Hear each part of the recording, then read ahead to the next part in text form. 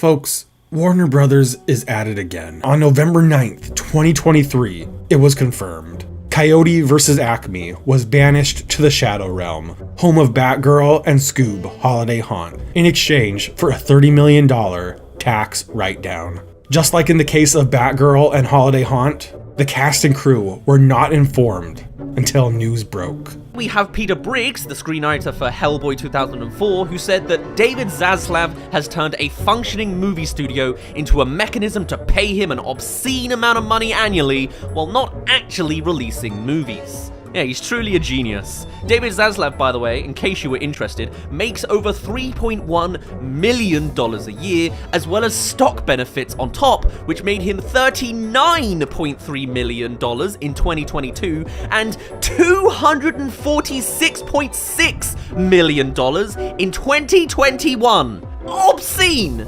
That's 8 Wile E. Coyote tax write-offs in a year!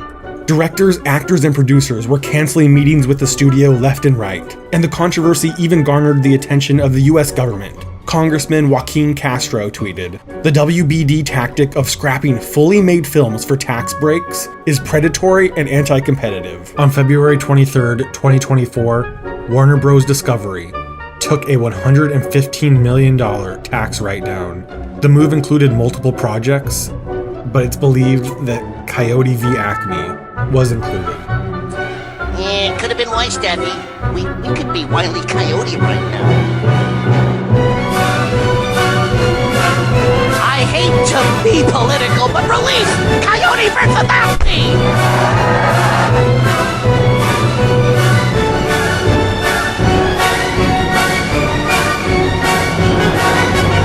Warner Brothers is just willing to take the backlash and try to move on. To this day, CEO of Warner Bros. Discovery, David Zaslav, has not watched Coyote v. Acme, the movie that he and other executives may have just turned into lost media. Word on the street is that the movie will be leaked any day now, but only time will tell if we ever get to see Coyote v. Acme.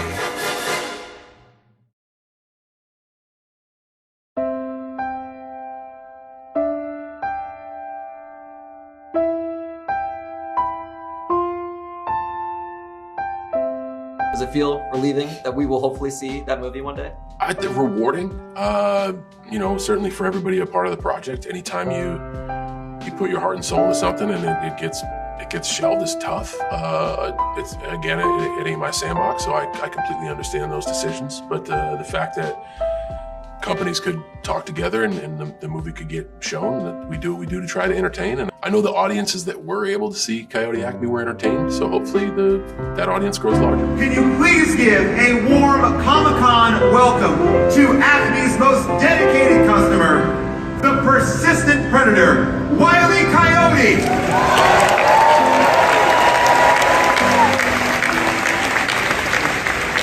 You will be able to see Coyote vs. Acme globally, a wide release on August 28, 2026.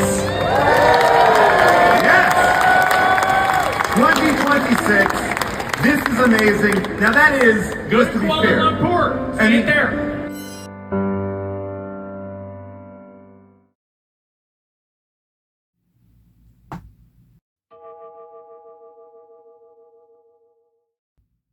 So, Coyote vs. Acme is finally going to release in theaters. And all the hype and celebration of this trailer finally releasing and the movie actually going to be releasing in theaters is just amazing. I'm so thankful for everyone who worked on the movie, and even the fans, including myself, trying to push that film out there to try and get it out there so that way another form of lost media can no longer happen. So upon doing this, I wanted to try and figure out some sort of way to celebrate this by making some sort of appreciation video for Coyote versus Acme, already about to come out in August. So I figured, well, what could I do? Could I talk about the backstory or some other stuff that people have already talked about? What can I say that hasn't already been said? So I figured I wanted to do something a bit different, and something I kind of wanted to do myself anyway. I wanted to do like a little tier list. I thought, well, could I do a tier list of the best Wile E. Coyote and Roadrunner cartoons or something like that? But I thought, no, let's actually make it a bit different. Since it is, a movie about a court case between the Acme Corporation, why not do a tier list of their own products?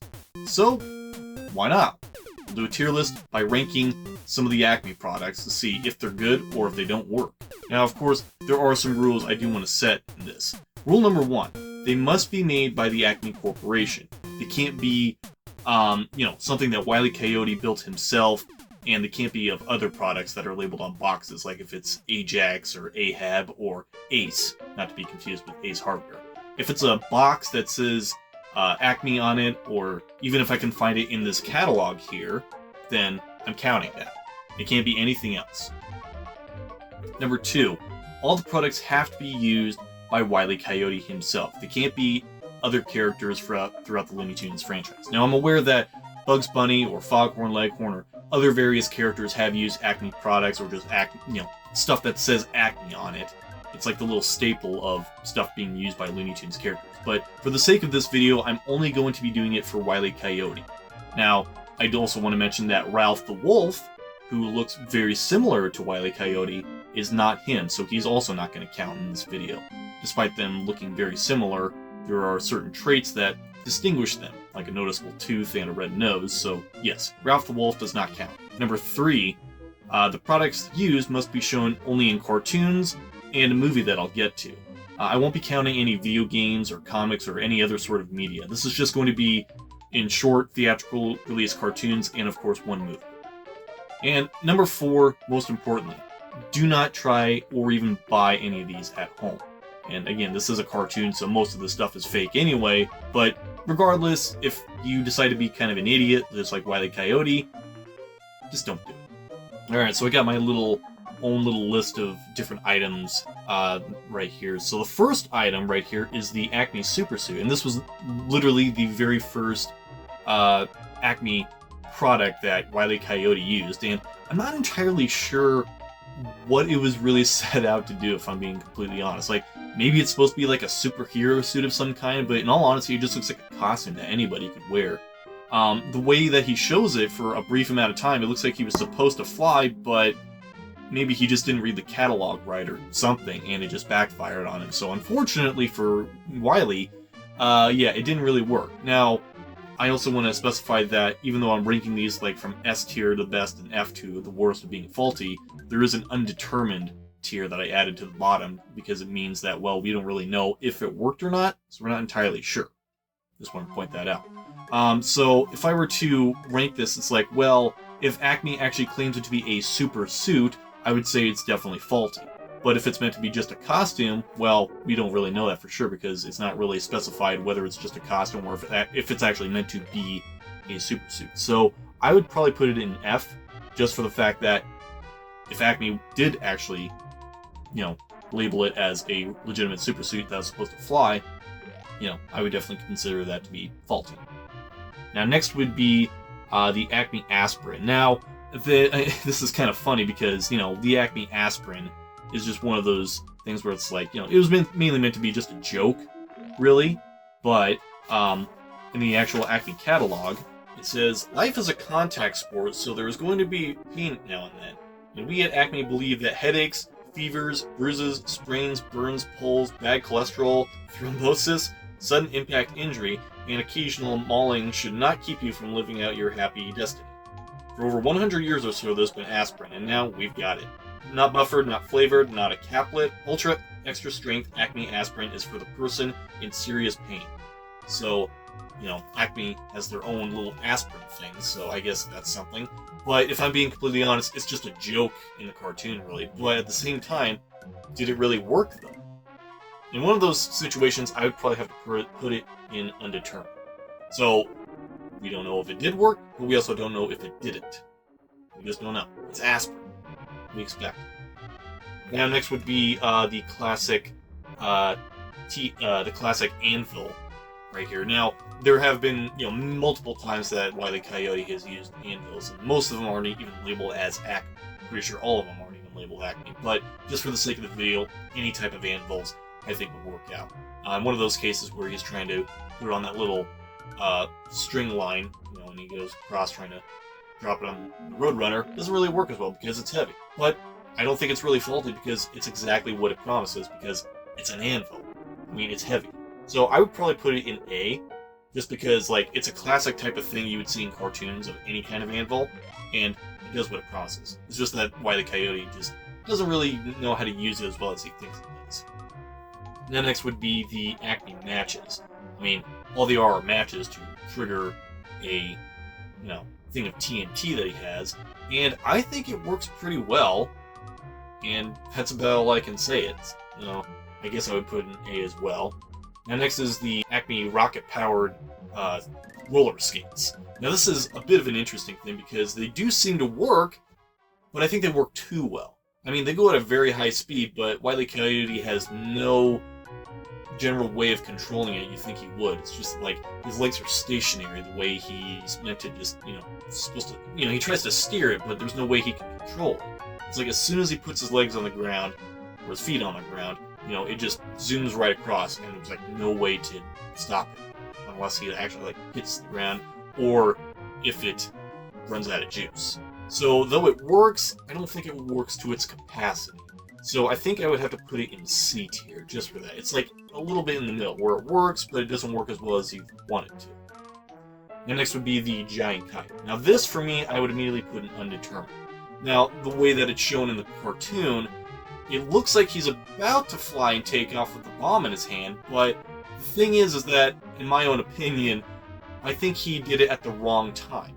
I don't think he was as windy as he thought it would, because he dropped down immediately when the kite, was supposed to work. And kites always work when it's windy out. That's the perfect time to fly a kite. So, I don't think it was, Acme's fault, nor the Coyote's. Well, it wasn't Wile E. Coyote's fault. The thing is that, he didn't do it on a windy day. So I put it in the undetermined category just for that reason. Next is the leg muscle vitamins. Now, I think this was actually one of those products that I thought worked pretty well. I mean, he pretty much goes at the exact same speed as the Roadrunner does, and he manages to follow him and chase him at a very fair enough way. Of course, he was stopped by his own contraption, unfortunately, which was the way to stop him. So I think it works out pretty well, in all honesty. So I would probably put it in the A category, as this definitely works out very well. Now next is the Acme glue. Now, though it works very well on the Coyote, it does not really work well on the Roadrunner. The Roadrunner immediately goes through the glue and just sticks immediately to the Coyote. So it can work to a point, but it doesn't seem to want to work on everything, if that makes sense. So I would probably put it in B, as it works, but it doesn't work on everything, if that makes sense. So next is the birdseed. Immediately S tier. This is like one of those classic type of things where it just works, it makes sense, it's bait, it's birdseed. That's all I can say about it. And, throughout many different cartoons, birdseed is used. So there's not a whole lot else I can say about it other than it's one of those things that it works. Now next is the female Roadrunner costume. I find this kind of a funny type of product that Acme made or whatever. So another form of luring the Roadrunner, or trying to lure him with the female Roadrunner costume to see if that would work. But unfortunately, it attracted the wrong crowd. It actually attracted a lot more coyotes that I wasn't even aware of existed. So, though it works for that, I don't think that was the idea that it was going for. So it works, but for the wrong type of bait, if I'm trying to make sense of it. So I would probably put it in D, as in it works, but it doesn't work to lure the Roadrunner. So yeah, that was pretty faulty on Acme's part. Now next is the Acme Grease. So the Acme Grease works well on the Coyote, but doesn't work well on the Roadrunner. So it is another one of those things where I'd probably put it below B, where the Acme Glue is, just because it almost works sort of in the same principle, but again, doesn't seem to work with the Roadrunner because he just slides right off on that. Next is the Battleship Steel Armor Triple Strength Plate. Now this one seems to be promising enough. However, this is one of those things where it actually doesn't really work as well as you would think. The catalog here says, armor materials are designed to resist penetration by asphalt, rocks, road objects, soda cans, lit cigarettes, and other ballistic projectiles commonly found on the American highway. While useful in multitude of stationary situations, such as home remodeling, Acme Big Bertha dual hardness armor plate material really shines in the sport utility vehicle aftermarket. Versatility is the watchword here. The 42 by 60 inch 285 pound plate can be easily cut out for a custom fit low drag. pattern book included. Never be afraid again. Well, even though it advertises that it can be pretty strong, it was not strong enough to stop the Roadrunner. So in one of those cases, I think that I would put that in F, just for the fact that it is faulty. He went straight through that thing and, went right through the plate. So I think that was definitely one of those things where it was faulty. Next is the Batman outfit. Now this is another one of those iconic things that the Wile E. Coyote, wore. And when you think of Wile E. Coyote or any of those classic cartoons, one of those products would definitely be the Batman outfit, or just the bat suit. For one thing, it looks nothing like Batman, obviously. The catalog says, "This is the ultimate in comfortable travel. Fully webbed and lightweight, aluminum wing framing. This Acme bat costume is made of 100% top-flight rayon. Fits like a coat of latex, and the wings are sewn right into the costume, so they're foolproof. Leap from any promptery, spread your wings, and you're on your way. FAA approved tracking device keeps you out of flight paths, notifies you of approaching rock formations, an industry standard." Really? So it notifies you of approaching rock formations. Well, according to the cartoon, it had no indication of doing that. So if we're taking from the catalog's word from it, it didn't exactly work as well. Now I can definitely say that it does work in terms of, flying.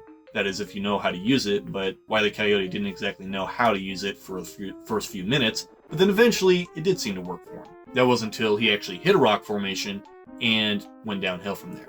So, though it did work, it didn't really work to how well he wanted it to. So I think I would just put it in the A category, just for the fact that not only is it iconic, that it does work to a point, but you would have to get a lot of practice into it, kind of like skydiving, I guess you could say. Then next would be the jet bike kit, which is both a combination of the handlebars and the jet motor. Now this is another one of those things I think is slightly iconic, but maybe not as memorable. Now I think this works pretty well, but of course just like the jet-powered roller skates, they're a bit hard to steer, or even when it runs out of juice it does that. So I think I would probably put it in the same length of C, right next to the jet-powered roller skates. That's about all I can say about that. Now the dehydrated boulders, this is kind of an interesting one. I mean, all you have to do is just add water and then instantly a boulder. But I feel like it doesn't really just work as well as you would want it to. I feel like when you add a touch of water, you're waiting a certain amount of seconds, but when Wile E. Coyote uses it, it instantly turns into a boulder squishing it. So I don't think it works as well as he hoped. So I think for that, I would just put it around... this is tricky. You know what? I think I'll just put it in C, where it does work because you do get an instant boulder from it, but not as well as you think it would work. Now next is the giant rubber band. There have been a couple occasions where Wile E. Coyote has used the giant rubber band in a few times, but there's one particular moment where he's stretching the rubber band to two different rocks and it basically squishes him. So it works, but again, it doesn't work as well as he thought it would. So I think I'll just put it in B, just to make it short and sweet. Next is the tornado kit. Now this is kind of an interesting one. This is another one of those things where you have to add water to it. And it definitely works. I mean, it definitely works. But again, you have to be very careful and cautious with those things. So I think I would definitely put it in the A category, just for the fact that it works, and that's about all there is to it. But of course, unlike the Acme water pistol, I think it is a bit faulty. I would put it in F tier. Now, though it works once, the second time you use it, the water just spills out right out of the gun. And when it spills out like that, it's not really a good way to turn out that way. You don't want kids to be disappointed with that if they were to play with a water pistol. That'd be pretty sad. And next would be the earthquake pills. Now, this is kind of an interesting product where so when Wile E. Coyote used it on the Roadrunner, he used it as bird seed. But of course, as soon as the Roadrunner ate the whole majority of that pile, it didn't really seem to affect him. So Wile E. Coyote literally ate the entire bottle just to see if anything happened to him, and after a little while, nothing really happened. So he tossed the bottle, but just before he tossed it all the way, he grabbed it back, looked at it, and said, "Not effective on Roadrunners," which is very specific, don't you think? So it worked on Wile E. Coyote, of course, albeit too well. However, the fact that that label just says "not effective on Roadrunners" shows how incompetent that Acme really is. But at the same time, it almost feels like they're targeting towards him. You know what I mean? I don't know how else to say it. But yeah, the earthquake pills do work, but I think it's one of those things of false advertising, if that makes sense. So I would put it probably in B. It works, but not well to how you want it to. Next would be the Iron Carrot. Now, this is one of those products where Wile E. Coyote actually used it on Bugs Bunny. So, though this is something that definitely works, I don't think that it really did work in the way that he hopes it would. Obviously, it's an iron carrot, and it's a fake carrot, but the thing is that I don't think there was a good way to distinguish it to make it look like a real carrot. I don't think it really felt or smelled like a real carrot, and obviously, Bugs Bunny was way too smart to not know it's a fake carrot. So, of course, with that, and the lure, and, trying to lure Bugs Bunny out with that, and such, Bugs Bunny gave it back after Wile E. Coyote used a giant magnet and basically destroyed his whole home. Yeah, I don't think it worked as well as he thought it would. So I'd probably put it in D. Next is the boomerang. Now, this is really interesting. The catalog here says, how many times have you looked at a boomerang and thought, I've lost too many of those darn things to buy another one? Well, your wayward boomerang days are over. Acme boomerangs are guaranteed to come back eventually with startling accuracy. Coyote Curve registered trademark, grip and patented Prodigal Son, copyright, tracking chip technology to make this winner included. Shows proper posture, safe positioning of homing chip, never hold between teeth, and some lovely pieces of Moroni art. Bring out the hunter in you. Really, it's guaranteed to come back. Well, the cartoon doesn't actually do that, though it does go at a far distance, but then it immediately drops down. It never goes back to where Coyote started. Of course, Wile E. Coyote had some glue that was stuck to him, but the boomerang claims that it was supposed to go back. It did not go back. So though it works, it didn't. So I think this is one of those things where I would actually have to put that in D tier, where it's almost faulty because it sort of works, but it still didn't advertise as well as you would think. Next is the invisible paint. I would definitely say this works well. I would literally have to put this in S tier. I mean, it's invisible paint and it washes off in water.